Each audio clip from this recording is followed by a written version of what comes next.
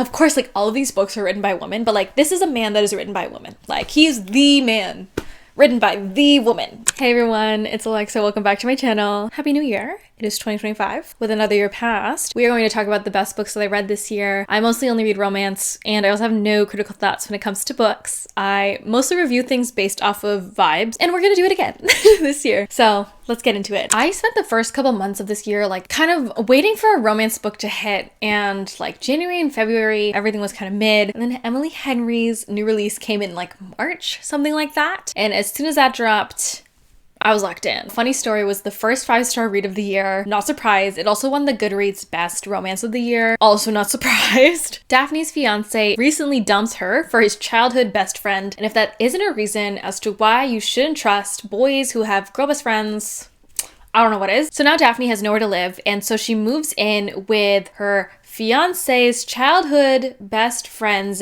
ex. So both of the exes, they move in together and live together, and they both kind of deal with the messy feelings that come from this breakup. They also start to fake date to make their exes jealous. And if you love tea, if you love drama, if you love a little messy situation, this is exactly it. This was the most like tropey book that Emily Henry has ever written, and I think it's really fun. This felt like the Emily Henry Super Bowl. Things that she does in her other books that make the books really good. I felt like she mushed all of those things into one, and it's here, it's this book. Nice and lighthearted and funny and silly and still dramatic, and of course both of the characters have things that they're dealing with, and Emily Henry always does a really good like personal arc. Best romance of the year. Banter is awesome. The next 5-star book that I read was How to End a Love Story by Yulin, and this is about Helen and Grant, who are two people that went to high school together. They weren't really friends. They're actually both tied together by one traumatic incident, which is the death of Helen's sister. This one event that ties them together sort of turns them into some sort of enemies. Flash forward from their high school, 13 years later, Grant is now a screenwriter for Hollywood, and Yulin is an author who has recently been really successful, and now her books are being turned into a show. And if you can connect the dots, they actually have to work together on this project. So they're writing all these screenplays together. And I think a really fun thing to note, Yulin is actually the screenwriter for multiple Emily Henry books. And I think it's always nice when you know that the author's in touch with like what's going on. Things that are being written are pretty authentic, and like you can feel that in the writing. If you were hearing me talk about Funny Story and you didn't like sort of this idea of two people falling in love over like trauma bonding, I don't know if this is the book for you. I think the first thing that really made me like this book was the way that the author talked about grief, as well as how grief impacts Helen's immigrant parent. And I think what's really interesting about these characters is that they've actually really never interacted. It's not the kind of hatred where they're like sparring at each other all the time. They became enemies after her sister died, and they actually never spoke since. So seeing their relationship sort of start from zero, and them trying to navigate dealing with guilt and the blame of everything that happened with Helen's sister's death, there was just like so much vulnerability there that made the plot between these two characters really interesting. Yulin is an Asian author, and I feel like anytime a narrative surrounding first-gen daughter and immigrant parents comes up, I know that if like an Asian author is writing it, like I'm always going to feel pretty seen, and I'm going to find it really realistic. Sometimes in books I see these relationships between white characters and their children and their parents, and there's just like a little bit there that I can't relate to. This is quite an acquired taste, like due to the premise in which the characters find each other and fall in love under. I really liked it. I'm really excited to see what other books come out next, and I'm really excited to see the rest of the Emily Henry movies. Okay, so the next hit of the year was I Hope This Doesn't Find You by Liang. I kept seeing reels of these two main characters, and you know what? They got me. They got me. I don't know if the author made them or if it was a fan account, but whatever this marketing was, it reeled me in, and I picked up this book. I haven't read an Academic Rivals where both of the leads were Asian, so I was like,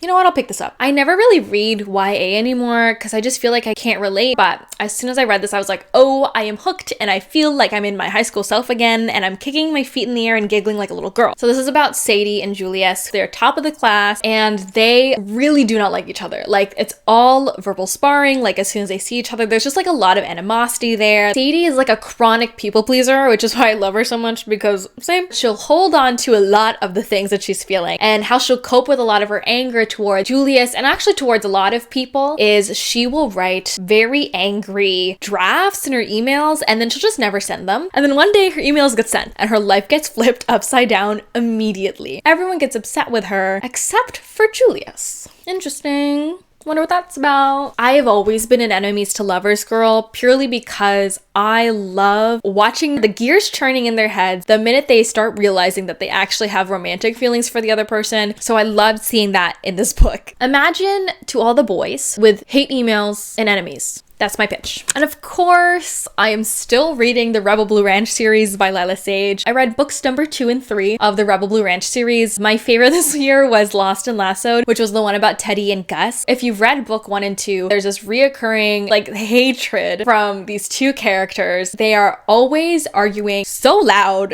and so directly that you're like, there's no way these two are not meant to fall in love. Like, there's no way you're giving me this kind of bickering and expecting me to just think that they're not into each other. And of course, this was the plan all along. So it's a best friend's brother romance. Gus is a single father and he's having trouble managing his responsibilities with work now that like his co-parent is out of town for the summer. He's not reliable and his family gives him an intervention. They're like, you need to get help. He ends up hiring Teddy to be his babysitter. She ends up moving into his house part-time. Their opinions of each other start to change over time. Because it's a small town romance, it always gives like Hallmark vibes, but I don't want to say like Hallmark movie vibes because Hallmark movies aren't that good, but like it gives like this shiny, fun presence. Cute little romance in the summer in these meadows with all these horses and these cowboys. I cannot wait for the 4th book to come out, but that also means the series is going to end soon, so we'll see how that goes. I'm going to bring it up. I know you hear me talk about this book all the time, but I did read People We Meet on Vacation another time. They casted Tom Blythe and Emily Bader as the main characters. Like, are you kidding me? I just watched My Lady Jane and I was obsessed with Emily Bader, and then I found out she was Poppy and I died. And then Alex is Tom Blythe. Like, you have to be kidding me. I read the book again just now, picturing their faces in the books. I'll keep this one short. This is the book that made me start liking Friends to Lovers. I've never really been into it. There's something about the relationship that really pulled at my heart, and I think they're so sweet, and it's just a fun story. This is about Alex and Poppy. They're friends that meet in college. A tradition that comes out of their friendship is they go on vacation every year, but one of their vacations turns sour, and after that they actually stop talking to each other for I think 2 years. Poppy decides that she's gonna plan one more vacation to try and save their friendship, and you see this play out through this like jumping timeline. So we jump from the present vacation that they're on where they're trying to rekindle their relationship and all of the other summers from their friendship, and you see their relationship form over time. You see the care that these two people have for each other and all the adventures that they go on together. These two are so cute. I love their bits. I love their gags. I love their silly little banter. Alex is like one of my favorite book boyfriends. He's so sweet and he's being played by Tom Blythe.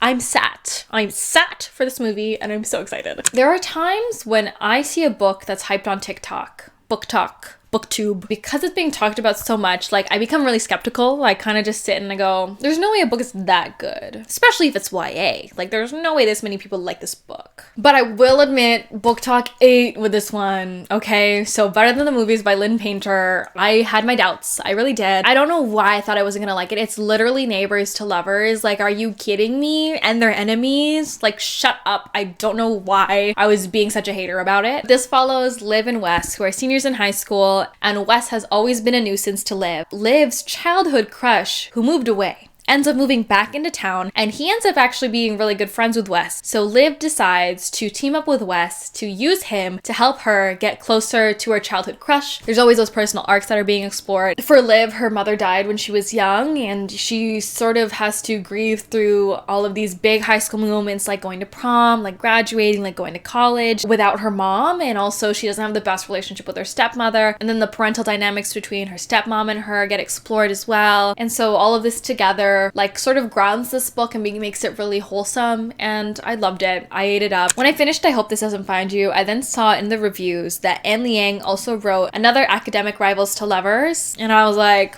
T, give it to me. Give it to me right now. This one, I think romance is more of a side plot, but still, I was sad. It was so fun. So Alice is the only scholarship student at her private international high school. Her and her parents are already sacrificing a lot for her to go to this school, and they're working really hard to pay off her tuition. All of a sudden, their tuition is being raised, and her scholarship and her parents' income is not enough to support her to stay at this school. All of a sudden, Alice realizes that she can turn invisible, and she doesn't understand how. Like, she has no control over it. It's really new to her. It just happens. She decides to use her newfound power to try and earn money so she can can stay at the school. So we explore this idea of how much money does it cost for you to throw away your morals and your ethics, all the while this is the backdrop of an enemies to lovers plotline. There's something that's so deeply hilarious to me. Spoiler alert, I'm so sorry. Skip if you don't want to hear this. What got me into this book was, again, I saw a reel. Maybe this is all being made by the author. I don't know. It's about these two, and she's saying something along the lines of like, wow, we'd make a really good team if we weren't enemies. And then Henry goes, wait, we're enemies? And I died. And that's when I knew I needed to read this book, and I had a giggle. There's like something so funny about how oblivious these two are about the feelings that the other person has for them. Henry clearly has a crush on her. There's so many times where he is just trying to be a nice person to her, and she like internalizes it as like he's antagonizing her. And I think it's hilarious. Like, he'll make a face because he's nervous that she's around because he has a crush on her. And then she'll be like, he's looking at me with those fucking judgy eyes. And I just have to laugh. Like, it's clearly not that. It goes in a direction that I did not expect it would go in. The decisions that were made about these two characters and their ending, I really liked. And this is the last book. I saw it being blasted on TikTok, and I saw the cover, and I was like, ugh, this is not for me. But I did challenge myself to read the best 2024 Goodreads romance books for another video. I was hooked at this book like immediately. This is a book set in Canada. So Lucy and Bridget live in Toronto. They're besties. Bridget invites Lucy to go to her hometown in PEI and hang out with her family for the summer, and Lucy arrives without Bridget because Bridget's flight gets delayed. And while she has this like free evening to herself, she wanders around, she goes to a bar, she meets a really hot bartender, they hook up. The next morning, she wakes up and realizes that she had slept with Bridget's brother. They both are like, oh no. Bridget told Lucy not to fall in love with her brother because her brother also dated her previous best friend, and then it exploded, and then that ruined the relationship. So Bridget was like, don't even think about hooking up with my brother. We're not doing this again. They keep it a secret. They don't tell anyone. So fast forward a couple years. Nothing really happens between them. They never date. They do secretly hook up every summer. Bridget is now getting married. A week before her wedding, flees back to her hometown. Lucy and Bridget's brother, his name's Felix. So Lucy and Felix accompany Bridget for the week, trying to figure out why she did something so sudden, what's going on with her marriage. And so they're trying to uncover what's going on with Bridget. And this is told in another like jumping timeline perspective. So you see them in this current timeline trying to figure out what's going on with Bridget and her marriage. We also jump back and forth to all of the times that Lucy has visited Bridget's hometown, their secret hookups, and you see all this tension with all their interactions. And I just think it's so fun. There's so much yearning. It's just, oh, so good. It still is a slow burn, even though they are friends with benefits. I feel like that's a hard thing to accomplish, like making tension really palpable with a story that's insta love. And I think this book did it really well. Felix, are you kidding me? Of course, like all of these books are written by women, but like this is a man that is written by a woman. Like, he's the man written by the woman. Like, he's just so caring and like smooth and like charming, and I just, oh my gosh, I think he's like book boyfriend of the year. Hope you enjoyed. Those are my favorite books of the year. I am currently reading the best Goodreads romances of 2024. There'll be a reading vlog of that somewhere. And that is all from your head empty, romance loving reader. Hope you enjoyed. Bye.